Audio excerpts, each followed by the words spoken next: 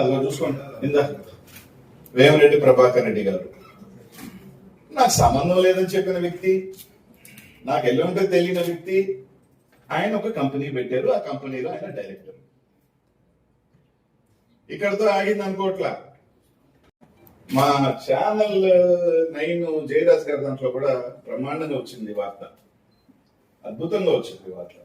ఏది పెట్టు చూడండి, ఎంత పెద్ద ఎత్తున ఒక గవర్నమెంట్ భూమిలో జరుగుతుంటే దీనికి కేసు కట్టాలా? ఇది లైవ్ రికార్డెడ్, లాటిట్యూడ్ లాంగిట్యూడ్ తో తీసింది, ఒక జిపిఎస్ సిస్టమ్ తో తీసిన టైం, లాటిట్యూడ్ లాంగిట్యూడ్. ఇది 25/4 ఇది. అది పర్మిట్ ఉంది డాక్యుమెంట్ ఇట్లా ఉంటది. వాళ్ళు ఏమనుకో, ఎందుకంటే ఇట్లా ఉన్నట్లే కదా. ఈరోజు నేను ప్రభుత్వాన్ని ఒకటి అడుగుతున్నా. మొన్న మైనింగ్ సంబంధించి 22/5/2024 మేలో పంచనామా రాసి ఫైన్ వేసేటప్పుడు 38,000 టన్నులు ఉన్నది రాశాడు.